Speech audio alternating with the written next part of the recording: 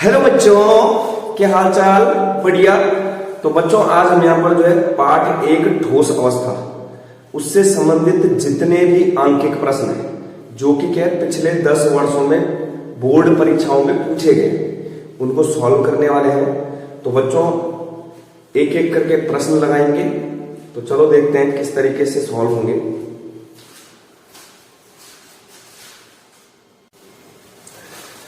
तो बच्चों सवाल है KBR का घनत्व 2.75 ग्राम प्रति सेंटीमीटर क्यूब है। एकल कोशिका के कोर की लंबाई 654 पिकोमीटर है। तो दर्शाइए कि KBR फलक केंद्रित घनीय एकल कोशिका है।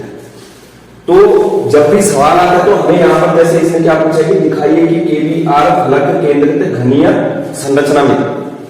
तो कहने का मतलब यहाँ पर हमें यह प्रूव करना है कि जो फलक केंद्रित घनीय संरचना होती है उसमें अवयवी कण प्रति एकक कोशिका में कितने होते हैं? 4 होते हैं। यानी कि हमें यहाँ पर मान निकालना है Z का कि प्रति एकक कोशिका में जो उपस्थित परमाणुओं की संख्या वो कितनी आनी चाहिए? 4। हमें जो है यहाँ पर KBR का घनत्व दिया गया है। एकक कोशिका के कोर की लंबाई किस दी गई है? 654 पिकोमीटर में। इसको कन्वर्ट करेंगे हम किसमें? सेंटीमीटर में, क्योंकि हमारे पास जो घनत्व है वो किसमें? ग्राम प्रति सेंटीमीटर क्यूब। तो सॉल्व करते हैं इसको। सॉल्व तो दिया है घनत्व D कितना? 2.75 ग्राम प्रति सेंटीमीटर क्यूब। कोर की लंबाई एकक कोशिका, कोर मतलब साइड से, कोशिका के कोर की लंबाई ए दे रखा है कितना? 654 पिकोमीटर। लेकिन हम जानते हैं कि 1 पिकोमीटर बराबर होता है 10 की घात -12 मीटर और बराबर होता है किसके? 10 की घात -10 सेंटीमीटर की। तो ए का मान कितना हो जाएगा? हमें सेंटीमीटर में चाहिए। 654 गुणा के 10 की घात -10 सेंटीमीटर। इसके बाद हमें यहां पर चाहिए होता है मोलर द्रव्यमान, मोलर द्रव्यमान, आणविक द्रव्यमान कैपिटल M। तो के का होता है 39 और ब्रोमीन का होता है 80। ये हो जाएगा आपका 119 ग्राम प्रति मोल। इसके बाद यहां पर देखो तो ये दूसरी चीज के यहां पर अवगाद्रो संख्या का मान Na, अवगाद्रो संख्या N A का मान 6.022 इंटू 10⁻23 मोल इनवर्स। अब इन मानों को हमने किस पर रखना है? सूत्र में। हमें जो यहां पर क्या है प्रूव क्या करना है कि फलक केंद्रित घनीय संरचना है। कौन? KBR। तो हमारे पास सूत्र होता है घनत्व का, घनत्व D बराबर Z into M upon A cube into N A। इस सूत्र से हमें Z का मान निकालना है। तो Z बराबर क्या हो जाएगा? D into A cube into N A upon क्या आ जाएगा? N। तो Z का मान यहां पर आप क्या निकाल सकते हैं आसानी से? D का मान रखेंगे, A का मान रखेंगे और Na का मान रखेंगे और M का मान। तो सॉल्व करते हैं। Z D का मान कितना है यहां पर? घनत्व 2.75 ग्राम सेंटीमीटर, ग्राम प्रति सेंटीमीटर क्यूब। ए का मान कोर की लंबाई 654 गुणा गया 10 की घात -10 सेंटीमीटर पर क्यूब। मैंने क्या बोला है कि जब भी न्यूमेरिकल सॉल्व करना है तो उसकी यूनिट जरूर लिखो, क्योंकि बाद में आपको जो है जिस चीज को आप निकालें उसकी यूनिट खुद ही बन जाएगी वहां पे। इसके बाद 6.022 इंटू 10⁻23 मोल इनवर्स। बाकी क्या आ जाएगा? 119। तो अगर इसको सॉल्व करना है तो जब हम 2.75 की मल्टीप्लाई करेंगे किसमें? 6.022 में, 6.022 में। तो ये किस किस करनी है? 2.75 की इस 6.022 के साथ। तो ये आता है 16.5 6 गुणा किया 10 की घात 23। ठीक है, मात्रा क्या क्या है यहां पे, ग्राम सेंटीमीटर क्यूब और मोल इनवर्स।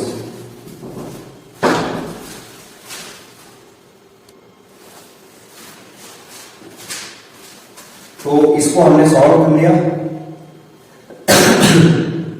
अब यहां पर 654 गुणा के 10 की घात -10 सेंटीमीटर क्यूब, इसका मात्रक लिखना है ग्राम प्रति मोल या फिर ग्राम मोल इनवर्स। अपॉन में क्या जाएगा, ग्राम मोल इनवर्स और कितना 119, मोल इनवर्स से मोल इनवर्स कट गया। ठीक है, ग्राम से ग्राम भी कट जाएगा। और आगे देखो, जब हम 654 का क्या करेंगे, 3 वाली मल्टीप्लाई क्यों करना है, तो z बराबर 16.56 गुणा के 10 की घात 23। यहां पर क्या करना है, 654 का 3 बारी मल्टीप्लाई, 654 ऐसे 10 की घात -10 का भी 3 बारी। ये तो जब आधार समान होते हैं तो घातें क्या होती है, जुड़ती हैं, कितना हो जाएगा -30। और 654 का जब तुम क्या करोगे, क्यूब करोगे तो ये आता है 279 726264 726264। तो ये इसका मान, तो यहां पर क्या बचा है, सेंटीमीटर क्यूब बचा है, प्रति सेंटीमीटर क्यूब मतलब सेंटीमीटर इनवर्स, ये वाला। ठीक है, इसके बाद देखो गुणा किया 654 में क्या किया, क्यूब 279 7262 और 64 गुणा किया 10 की घात -30 और सेंटीमीटर क्यूब। अपॉन में क्या जाएगा 119। इस सेंटीमीटर से ये वाला सेंटीमीटर कैंसिल आउट। तो अब देखो z बराबर क्या हो जाएगा,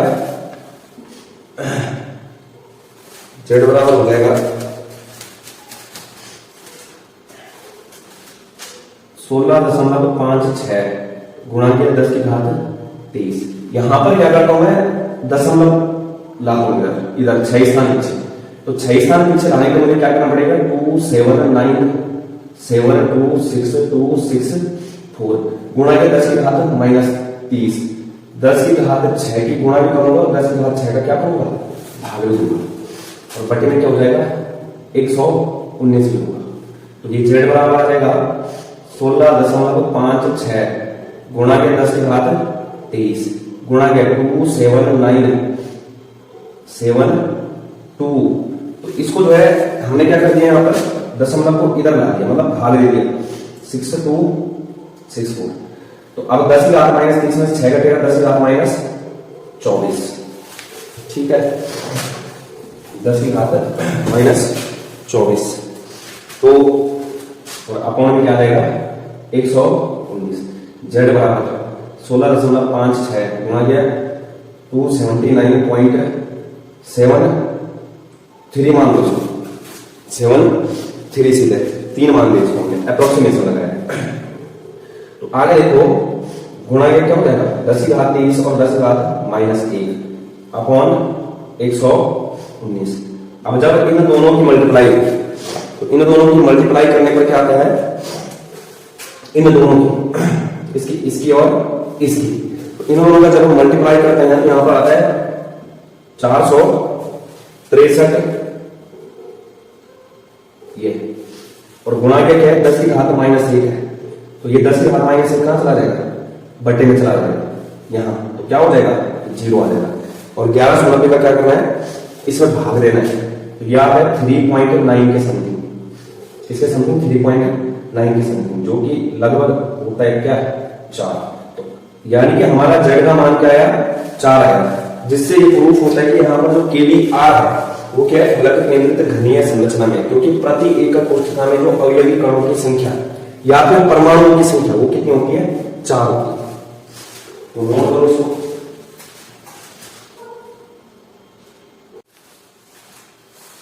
तो अगला प्रश्न है बच्चों, एक तत्व की संरचना अंतः केंद्रित घनीय है, यानी कि BCC body centred cubic unit cell, इसमें जो है प्रति एकक कोशिका में जो अवयवी कणों की संख्या होती है वो कितनी होती है? 2। एकक कोशिका क्या होती है? ऐसी एकक कोशिका होती है जिसमें अवयवी कण क्या होता है? कोनों के अलावा अंतः केंद्र पर भी स्थित होते हैं। आगे क्या बोल रहा है? इसकी एकक कोशिका के कोर की लंबाई यानी कि ए का मान कितना है? 288 पिकोमीटर। इस पिकोमीटर को कन्वर्ट करना है किसमें? सेंटीमीटर में। तो कितने की मल्टीप्लाई कर देंगे? 10 की घात माइनस 10 की। तत्व का घनत्व 7.2 ग्राम प्रति सेंटीमीटर क्यूब है। इस तत्व के 208 ग्राम में कितने परमाणु उपस्थित हैं? यहां पर निकालना क्या है? 208 ग्राम में निकालना है कि कितने परमाणु यानी कि अवयवी कणों की संख्या निकालने की कितने अवयवी कण जो है 208 ग्राम तत्व में उपस्थित होंगे। तो यहां पर सबसे पहले हमें जो है एकक कोशिकाओं की संख्या निकालनी पड़ेगी, क्योंकि जब हमें जो है एकक कोशिकाओं की संख्या पता चलेगी तभी हम क्या कर पाएंगे? परमाणु की संख्या निकाल पाएंगे। क्यों? क्योंकि हमें पता है कि एक बीसीसी में जो अवयवी कण होते हैं वो कितने होते हैं? 2। तो जितनी भी एकक कोशिकाएं आएंगी 208 ग्राम में वो क्या हो जाएगा? वहां पर उसकी मल्टीप्लाई कर देंगे। तो सॉल्व करते हैं। सबसे पहले क्या करते हैं? यहाँ पर सॉल्व एकक कोशिका का आयतन निकालते हैं। एकक कोशिका का आयतन क्या होता है? ए क्यूब। ए क्यूब बोले तो यहां पर ए का मान दे रखा है, क्योंकि ए बराबर कितना दे रखा है? 288 पिकोमीटर। इसको कन्वर्ट करेंगे किसमें? सेंटीमीटर। तो 288 गुणा 10 की घात माइनस 10 सेंटीमीटर। तो आयतन बराबर हो जाएगा 288 गुणा 10 की घात माइनस 10 सेंटीमीटर और क्यूब। तो ये होगा 288 गुणा 288 गुणा 288 गुणा 10 की घात माइनस 30 सेंटीमीटर क्यूब। जब 288 की 3 बार मल्टीप्लाई करते हैं तो क्या आता है? 23,88 23 88 7872 7872 into 10 to the power minus 30 centimetre cube. अब यहां पर क्या करना है? आगे दशमलव जो है 1 2 3 4 5 6 7 स्थान पे चले जाना है। तो 23,88 7872 गुणा 10 की घात माइनस 30 गुणा 10 की घात 7 की मल्टीप्लाई करना है और क्या करना है? डिवाइड करना है सेंटीमीटर क्यूब। ये हो जाएगा 2.3 अप्रोक्सीमेशन ले रहा हूं 9 हो गया गुणा 10 की घात माइनस 23 सेंटीमीटर क्यूब। इतना क्या आ गया? इसका आयतन आ गया। ठीक है।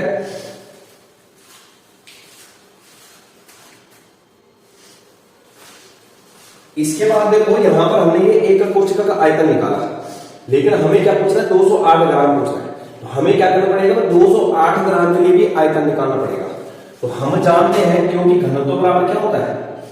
द्रव्यमान बटे आयतन। तो यहां से हम क्या है? एक आयतन यहां से निकाल सकते हैं, क्योंकि द्रव्यमान दिया गया और घनत्व में क्या है? हमें दे रखा है 208 ग्राम तत्व का आयतन बराबर आयतन बराबर क्या हो जाएगा? द्रव्यमान बटे घनत्व। द्रव्यमान बटे घनत्व। घनत्व का मान कितना दे रखा है? घनत्व दे रखा है 7.2 ग्राम प्रति सेंटीमीटर क्यूब। तो यह आ जाएगा 208 बटे 7.2 ग्राम प्रति सेंटीमीटर क्यूब। याद तो ग्राम से ग्राम कैंसिल हो जाएगा, है ना? यहां पर क्या हो जाएगा? 8072 और ये क्या हो जाएगा? सेंटीमीटर क्यूब हो जाएगा। जब तुम 72 का भाग किसमें दोगे? 20/80 में। यह आ जाएगा, ये आएगा 28.88 सेंटीमीटर क्यूब। तो यहां पर हमें दो आयतन प्राप्त हुए, एक तो एकक कोशिका का आयतन हुआ और दूसरा क्या हो गया? जो 208 ग्राम दिया गया था उसके उस तत्व के लिए हमने क्या निकाला है? आयतन। तो अब यहां पर हमें इस आयतन के लिए, इसके लिए क्या निकालना है? एकक कोशिकाओं की संख्या। तो लिखना, इसलिए एकक कोशिकाओं की एकक कोशिकाओं की संख्या क्या हो जाएगा, एकक कोशिकाओं की संख्या होगा जो हमने 208 ग्राम तत्व का आयतन निकाला था 28.88, उसको भाग दे देंगे इससे। यहां पर क्या हो जाएगा 208 ग्राम तत्व का आयतन बटे क्या आ जाएगा एकक कोशिका का आयतन। तो एकक कोशिकाओं की संख्या 28.88 सेंटीमीटर क्यूब बटे 2.39 गुणा 10⁻³ सेंटीमीटर क्यूब, ये कैंसिल हो गया, ये हो जाएगा 28.88 गुणा 10⁻23, ऊपर आ गया अपोन में क्या गया 239, 2 पॉइंट से पॉइंट कैंसिल आउट हो जाएगा। ठीक है, अब 239 का भाग किस में देना है 2888, यानी कि 2888 में भाग देना है किसका 239 का। तो यहां पर जब भाग लोगे तो ये आएगा 12.08 गुणा 10⁻23 एकक कोशिकाएं। अब कहने का मतलब 208 ग्राम में जो है इतनी एकक कोशिकाएं, ये हमने 208 ग्राम ले निकाला है एकक कोशिकाओं की संख्या। तो 208 ग्राम में एकक कोशिकाओं की संख्या कितनी आ गई 12.08 गुणा 10⁻23 एकक कोशिकाएं। तो जब हमें अब एकक कोशिकाओं की संख्या पता चल चुकी है कि उस क्रिस्टल जालक में जो भी हमारे पास है बेरक है, उसका जो जालक है उसमें कितनी एकक कोशिकाएं हैं, इतनी। अब हमें पता है कि एक BCC body centred cubic unit cell में कितने होते हैं परमाणु 2 होते हैं। तो इतने में निकालना है कितने हो जाएगा मल्टीप्लाई हो जाएगा। तो आगे लिखना नोट डाउन कर दिया होगा आपने। तो यहां आगे लिखोगे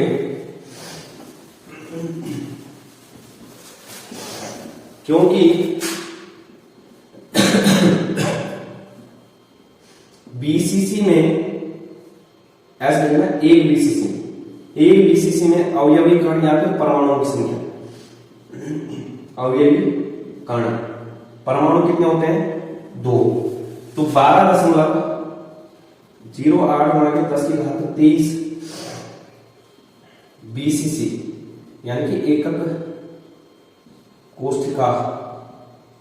कोशिकाओं में परमाणुओं की संख्या कितनी हो जाएगी 12.08 गुणा 10⁻23 गुणा 2, और याद है 24.16 गुणा 10⁻23 परमाणु। इस तरीके से इसका आंसर निकालना है।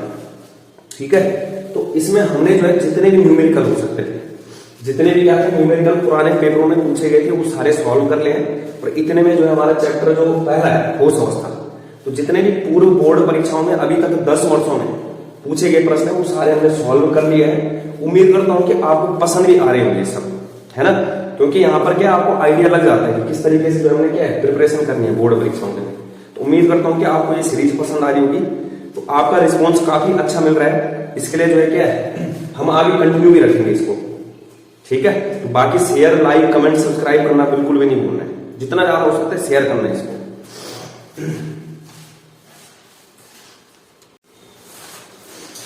तो क्वेश्चन है चांदी का क्रिस्टलीकरण एफसीसी जालक में होता है, यानी कि फलक केंद्रित घनीय एकक कोशिका है। हमें पता है कि फलक केंद्रित घनीय एकक कोशिका आ गई तो उससे रिलेटेड चीजें हमें ध्यान में आना चाहिए।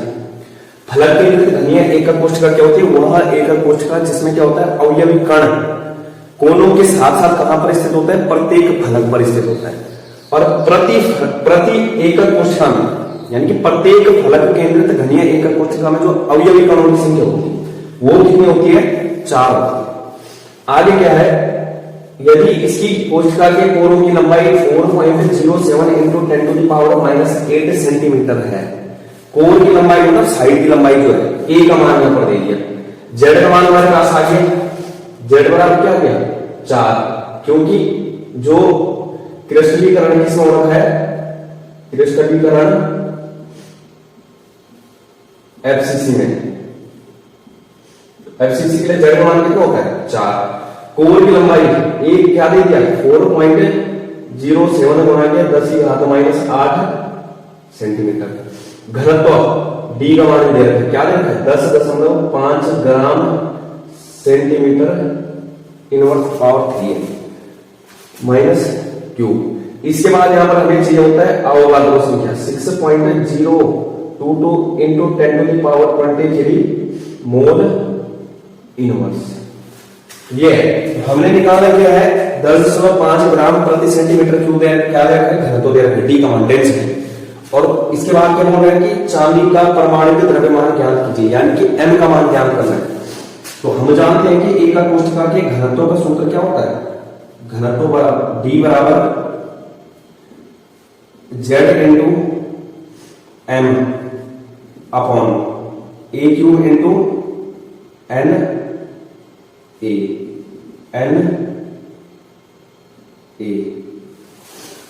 ठीक है।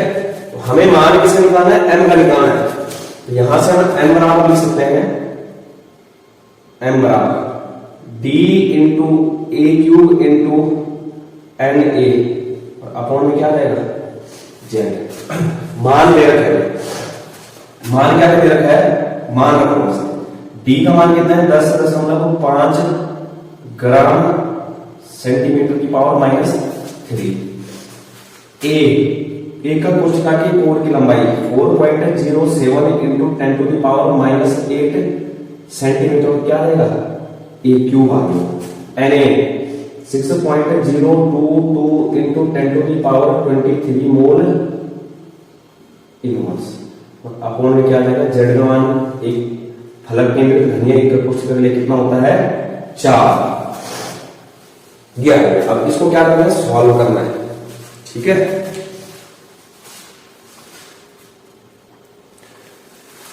तो इसके बाद सॉल्व करेंगे तो 10.5 की मल्टीप्लाई करो पहले किसके साथ 6.022 के साथ, तो ये आएगा n बराबर, जब हम 10.5 की मल्टीप्लाई करते हैं किसके साथ 6.022 के साथ, तो ये आता है 63.231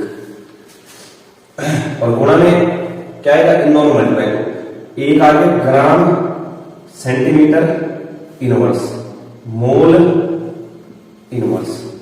इसके बाद क्या करना है गुणा किया 10 की घात 23 और गुणा किया 4.07 गुणा किया 10 की घात -8 सेंटीमीटर क्यूब आएगा, ठीक है।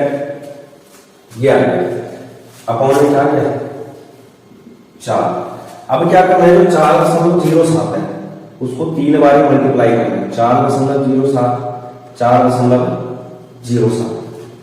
तो जब इसकी मल्टीप्लाई करते हैं तो यह आता है 67.4193 बराबर आता है 67.4191 के अप्रॉक्स आता है, ठीक है। और उसको हमारा क्या 10 की घात -8 उसका भी मल्टीप्लाई होगा 10 की घात -8 गुणा किया 10 की घात -8 गुणा किया 10 की घात -8 तो बेस समान है तो घातें क्या होती है जो कि 10 की घात -8 कितना हो जाएगा 10 की घात -24 तो इतना होगा। तो m बराबर क्या रखेंगे 63.231 कुछ कैंसिल हो रहा होगा अभी देखते हैं gram centimetre power -3 mole inverse into 10 की घात 23 गुणा किया कितना है 67.419 और 10 की घात -24 और सेंटीमीटर क्या हो जाएगा क्यूब और अपॉन में 4 इस सेंटीमीटर से ये सेंटीमीटर काट लीजिए। इसके बाद क्या हो जाएगा जब हम 63.231 की गुणा करते हैं 67.419 में तो ये आता है 62.62.98 गुणा किया 10 की घात 23 है 10 की घात -24 है तो 10 की घात -1 अपॉन में क्या आ जाएगा 4 आएगा 4। अब यहां पर अपॉन में आएगा तो 42.98 बटे में क्या आ जाएगा 40। जब यहां पर इसको सॉल्व करते हैं तो ये आता है 0.1 स्थान 426.298 तो अपॉन में क्या आ जाएगा 4 4 कम 4 0 4 छक्का 24 पॉइंट लगेगा। ठीक है 2 22 4 बने 20 7। तो यहां पर जो है ग्राम प्रति मोल 106.57 ग्राम प्रति मोल आंसर आ जाएगा। तो इसको नोट डाउन करो।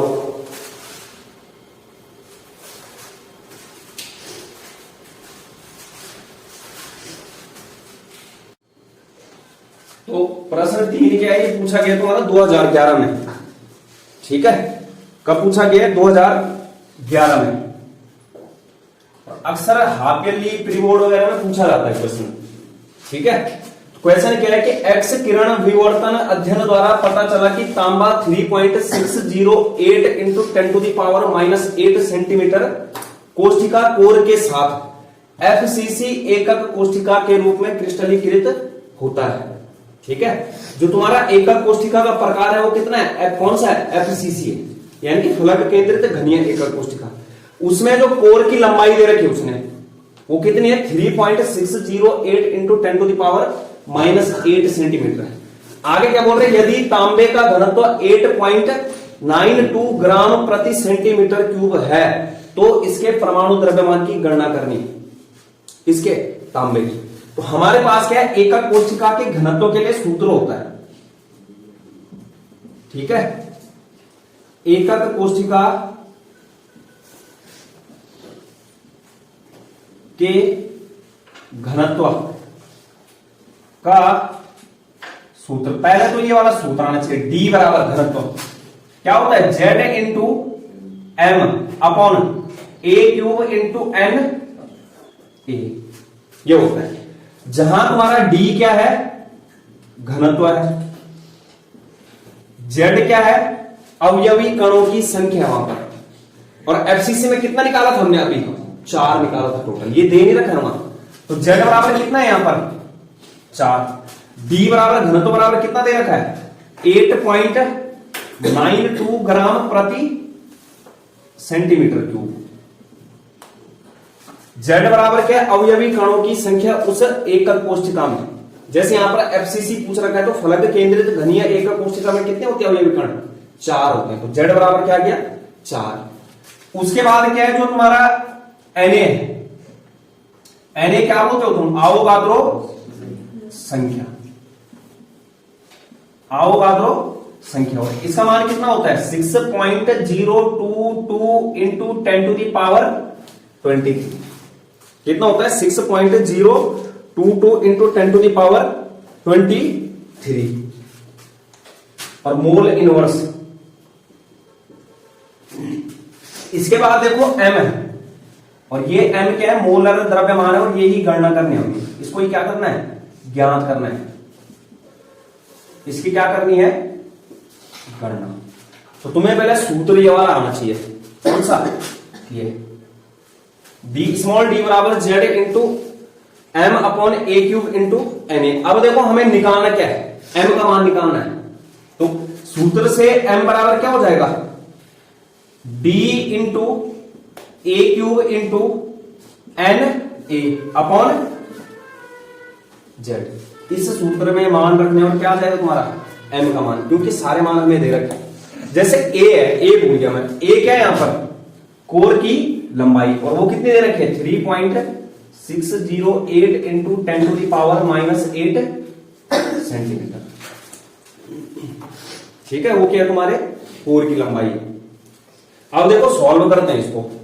तो जब मैं रखूंगा m बराबर d का मान कितना दे रखा है 8.92 और हमेशा याद रखना जो मात्रक दे रखा है ना उनको भी रखो। सुन रहे हो बाहर में ना मात्रक भी कटेंगे, वहां पर जो चीज तुम्हें चाहिए होगा उसका मात्रक भी आ जाएगा तुम्हारे पास। जैसे मात्रक क्या दे रखा है इसका ग्राम प्रति सेंटीमीटर क्यूब। उसके बाद हमें a का मान चाहिए, ए कितना है 3.608 into 10 to the power -8 centimetre, और यहां पर क्या है ये क्यूब हो गया। ए का मान भी, उसके बाद एन ए का मान 6.022 इंटू 10 टू दी पावर 23, और मोल इनवर्स अपॉन में जेड का मान कितना है 4। इसमें क्या होता है, कैलकुलेशन में फंसना है, ठीक है, कैलकुलेशन बहुत कठिन होती है। तो अब यहां पर देखो, जैसे पहले इसको देखो, 4 से ना इसको काट रहा हूं, ठीक है, किसको, इसको 4 दूनी 8, 4 दूनी 8, 4 दिया 12 हो गया, इतना हुआ। तो कहने का मतलब m बराबर क्या आया 2.23 इंटू, अब देखो 3.608 है, 3.068, तो इसको जब तुम क्यूब करोगे किसका 3.608 का, तो ये आता है 46 के समथिंग, 46.96, क्या आता है 46.96। तुम कर भी सकते हो, क्या बोलोगे ना 3.608 गुणा गया 3.608 गुणा गया 3.608 गुणा गया बराबर कितना आएगा 46.96। ये क्यूब है यहाँ पर, क्यूब का मतलब उसको 3 बार ही गुणा करना है पूरे को, हो गया। उसके बाद 10 टू दी पावर -8 को 3 बार ही करना है, तो क्या होगा 8 या 24 हो जाएगा, -24 गुणा गया 6.022 इंटू 10 टू दी पावर 23, और मोल इनवर्स, यहां पर क्या होगा टोटल सेंटीमीटर क्यूब हुआ। यहां पर भी क्या था ग्राम प्रति सेंटीमीटर क्यूब, ग्राम प्रति सेंटीमीटर क्यूब गुणा किया 46.96 आया। तो अब यहां देखो ये बटे में है सेंटीमीटर क्यूब, यहां क्या है सेंटीमीटर क्यूब मल्टीप्लाई, तो ये क्या हो जाएगा सेंटीमीटर क्यूब से सेंटीमीटर क्यूब कैंसिल हो जाएगा, है ग्राम प्रति का मतलब बटा ही तो होता है कि अपॉन में, यहां पर क्या है, यहां पर प्रति में नहीं है, ठीक है। तो यहां पर क्या हो जाएगा, ये सेंटीमीटर क्यूब से सेंटीमीटर क्यूब हट जाएगा। अब मैंने 4 का भाग दे दिया था, इसके बाद देखो यहां पर गुणा करनी है किसके साथ 46.96 के साथ 6.022 के साथ, तो करो इसको गुणा। तो जब तुम उसके साथ गुणा करोगे तो 282.79 आएगा, कितना आएगा 282.79, m बराबर हो जाएगा 2.23 ग्राम गुणा किया 282.79 किसका 46.96 का गुणा किसके साथ किया 6.022 के साथ, ठीक है। तो कितना आ गया 282.79। इसके बाद देखो 10 की घात -24 है और 10 की घात 23 है, आधार क्या यहां पर समान है, तो घातें क्या होती हैं जुड़ती हैं, तो गुणा गया 10 की घात -24 प्लस 23 और मोल इनवर्स, ठीक है। इसके बाद देखो -24 में से 23 घटा कितना बचेगा -1, कितना बचेगा -1, और 2.23 गुणा गया 282.79 की जब तुम गुणा करते हो तो आता है तुम्हारा 630.62 ग्राम गुणा गया 10 की घात -1 मोल इनवर्स, आ रहा उसमें नीचे रख, ठीक है। इसके बाद देखो अब यहां पर 10 की घात -1 है, ये कहां ले जाओगे बटे में, ले जाओगे बटे में। उसके बाद क्या हो जाएगा वो m बराबर 630.62 ग्राम बटे 10 मोल, बटे में ले गए इसको, ये गुणा में था तो इनवर्स था बटे में जाएगा क्या हो जाएगी पावर प्लस में हो जाएगी 1। तो अब 10 का भाग दे तो क्या आ जाएगा 63.062 ग्राम प्रति मोल, और यही आंसर है। भले कि तुम्हारा यहां आंसर आ रहा होगा बुक में, आ रहा है 63.1 ग्राम प्रति मोल, कितना आ रहा है 63.1 ग्राम प्रति मोल, तो ये आंसर आ गया। कहने का मतलब क्या है, कैलकुलेशन वाला पोर्शन तुम्हें करना पड़ेगा, ठीक है। और ये सवाल अक्सर पूछा जाता है एक्स किरण विवर्तन वाला, हो सकता है इसमें क्या है थोड़ा बहुत डिजिट चेंज कर दे, तो ऐसा नहीं कि तुम जो है डिजिट चेंज करके तुम आंसर याद करके ले जा रहे हो, आंसर याद करके ले जा रहे हो, फिर ये भी करना है क्या, ये डिजिट भी याद करनी है, फिर सुन रहे हो, याद नहीं करना है, वैसे क्या करना है, सॉल्व करना है पूरा, ठीक है। अगर तुम बीच में कहीं अटक जाते हो तो वहां पर ऐसा नहीं कि इसी में टाइम खर्च कर रहे हो अपना, सीधे आगे बढ़ जाना है, नहीं हो रहा है सॉल्व, सीधे आगे बढ़ो, छोड़ दो, क्या छोड़ क्या दे रहे हैं, सूत्र रख के और उसमें मान रख के उतना ही रहने दो उसको, ठीक है। करो इसको नोट, कहीं पे समझ नहीं आया तो पूछ लो। तो अगला प्रश्न है बच्चों, एक तत्व की संरचना अंतः केंद्रित घनीय है, यानी कि BCC, body centred cubic unit cell, इसमें जो है प्रति एकक कोशिका में जो अवयवी कणों की संख्या होती है वो कितनी होती है, 2। एकक कोशिका क्या होती है, ऐसी एकक कोशिका होती है जिसमें अवयवी कण क्या होता है, कोनों के अलावा अंतः केंद्र पर भी स्थित होते हैं। आगे क्या बोल रहा है, इसकी एकक कोशिका के कोर की लंबाई यानी कि ए का मान कितना है, 288 पिकोमीटर। इस पिकोमीटर को कन्वर्ट करना है किसमें, सेंटीमीटर में, तो कितने की मल्टीप्लाई कर देंगे, 10 की घात -10 की। तत्व का घनत्व 7.2 ग्राम प्रति सेंटीमीटर क्यूब है। इस तत्व के 208 ग्राम में कितने परमाणु उपस्थित हैं। यहां पर निकालना क्या है, 208 ग्राम में निकालना है कि कितने परमाणु, यानी कि अवयवी कणों की संख्या निकालने की, कितने अवयवी कण जो है 208 ग्राम तत्व में उपस्थित होंगे। तो यहां पर सबसे पहले हमें जो है एकक कोशिकाओं की संख्या निकालनी पड़ेगी, क्योंकि जब हमें जो है एकक कोशिकाओं की संख्या पता चलेगी तभी हम क्या कर पाएंगे, परमाणु की संख्या निकाल पाएंगे। क्यों, क्योंकि हमें पता है कि एक बीसीसी में जो अवयवी कण होते हैं वो कितने होते हैं, 2। तो जितनी भी एकक कोशिकाएं आएंगी 208 ग्राम में, वो क्या हो जाएगा वहां पर, उसकी मल्टीप्लाई कर देंगे। तो सॉल्व करते हैं, सबसे पहले क्या करते हैं यहाँ पर, सॉल्व। एकक कोशिका का आयतन निकालते हैं। एकक कोशिका का आयतन क्या होता है, ए क्यूब। ए क्यूब बोले तो यहां पर ए का मान दे रखा है, क्योंकि ए बराबर कितना दे रखा है, 288 पिकोमीटर। इसको कन्वर्ट करेंगे किसमें, सेंटीमीटर। तो 288 गुणा 10 की घात -10 सेंटीमीटर। तो आयतन बराबर हो जाएगा 288 गुणा 10 की घात -10 सेंटीमीटर और क्यूब। तो ये होगा 288 गुणा 288 गुणा 288 गुणा 10 की घात -30 सेंटीमीटर क्यूब। जब 288 की 3 बार मल्टीप्लाई करते हैं तो क्या आता है, 23,88 23 88 7872 7872 इंटू 10⁻30 सेंटीमीटर क्यूब। अब यहां पर क्या करना है, आगे दशमलव जो है 1 2 3 4 5 6 7 स्थान पे चले जाना है। तो 23,88 7872 गुणा 10 की घात -30 गुणा 10 की घात 7 की मल्टीप्लाई करनी है और क्या करना है, डिवाइड करना है सेंटीमीटर क्यूब। ये हो जाएगा 2.3 अप्रोक्सीमेशन ले रहा हूं, 9 हो जाएगा गुणा 10 की घात -23 सेंटीमीटर क्यूब। इतना क्या आ गया, इसका आयतन आ गया, ठीक है।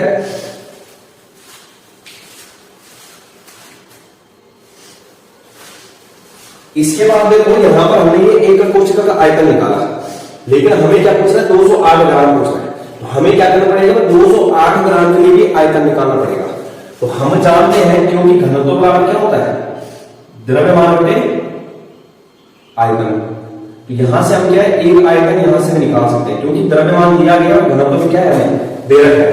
208 ग्राम तत्व का आयतन बराबर आयतन बराबर क्या हो जाएगा, द्रव्यमान बटे घनत्व, द्रव्यमान बटे घनत्व। घनत्व का मान कितना दे रखा है, घनत्व दे रखा है 7.2 ग्राम प्रति सेंटीमीटर क्यूब। लिया जाएगा 208 बटे 7.2 ग्राम प्रति सेंटीमीटर क्यूब। याद तो ग्राम से ग्राम कैंसिल हो जाएगा, है ना। यहां पर क्या हो जाएगा, 8 0 72 और ये क्या हो जाएगा सेंटीमीटर क्यूब हो जाएगा। जब तुम 72 का भाग किसमें दोगे 20 80 में, ये आ जाएगा 28.88 सेंटीमीटर क्यूब।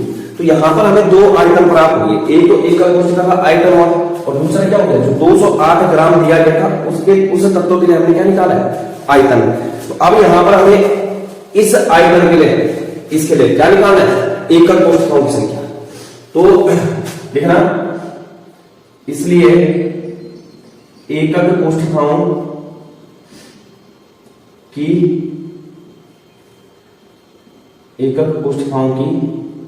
संख्या क्या हो जाएगा, एकल कोष्ठिकाओं की संख्या होगा जो हमने 208 ग्राम तत्व का आयतन निकाला था 28.88 उसको भाग दे देंगे इससे।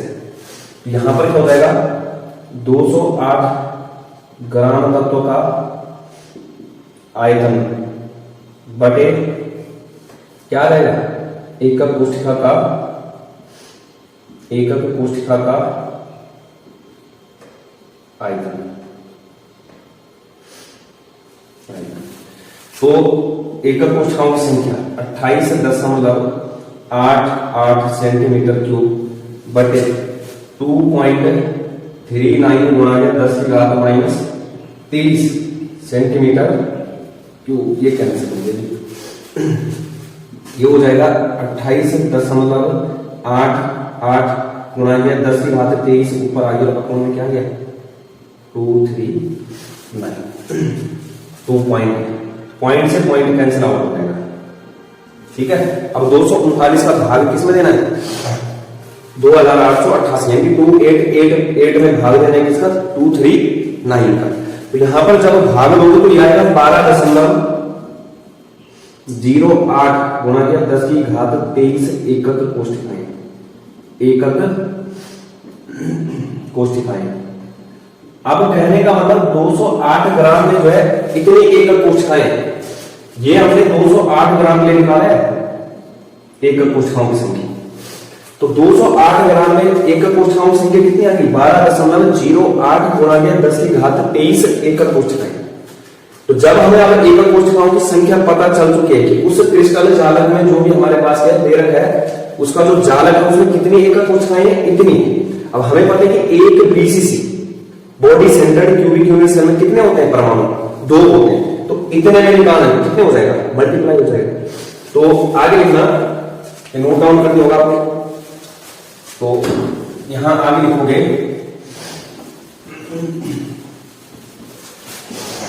क्योंकि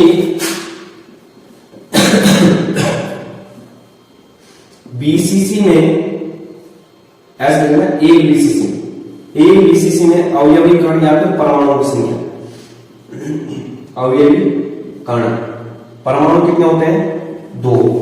तो 12.08 गुणा 10⁻23 बीसीसी यानी कि एकक कोष्ठिकाओं में परमाणुओं की संख्या कितनी हो जाएगी 12.08 गुणा 10⁻23 गुणा 2 और यह आ जाएगा 24.16 गुणा 10⁻23 परमाणु। इस तरीके से इसका आंसर निकालना है। ठीक है, तो इसमें हमने जो है जितने भी न्यूमेरिकल हो सकते थे जितने भी न्यूमेरिकल पुराने पेपरों में पूछे गए थे वो सारे सॉल्व कर लिए हैं। और इतने में जो है हमारा चैप्टर जो पहला है ठोस अवस्था, तो जितने भी पूर्व बोर्ड परीक्षाओं में अभी तक 10 वर्षों में पूछे गए प्रश्न वो सारे हमने सॉल्व कर लिए हैं। उम्मीद करता हूं कि आपको पसंद भी आ रहे होंगे सब, है ना, क्योंकि यहाँ पर क्या आपको आइडिया लग जाता है कि किस तरीके से हमने क्या है प्रिपरेशन करनी है बोर्ड परीक्षाओं के लिए। तो उम्मीद करता हूं कि आपको ये सीरीज पसंद आ रही होगी। तो आपका रिस्पॉन्स काफी अच्छा मिल रहा है, इसके लिए जो है क्या है हम आगे कंटिन्यू भी रखेंगे इसको। ठीक है, तो बाकी शेयर लाइक कमेंट सब्सक्राइब करना बिल्कुल भी नहीं भूलना है, जितना ज्यादा हो सकता है शेयर करना है इसको। तो जाने से पहले एक जबरदस्त शायरी आपके लिए मोटिवेशनल टाइम। तो शायरी कुछ इस तरीके से, क्योंकि आज के सर्दियों का मौसम है, नींद क्या है बहुत प्यारी आ रही है आपको, है ना, पढ़ने का मन नहीं कर रहा, तो आपको क्या थोड़ा मोटिवेशन टाइम, है ना। तो तो आंखों में नींद बहुत है पर सोना नहीं। आंखों में नींद बहुत है पर सोना नहीं है, ये समय कुछ कर दिखाने का है मेरे दोस्त, इसे खोना नहीं है। तो थैंक यू। जय हिंद, जय भारत, जय उत्तराखंड।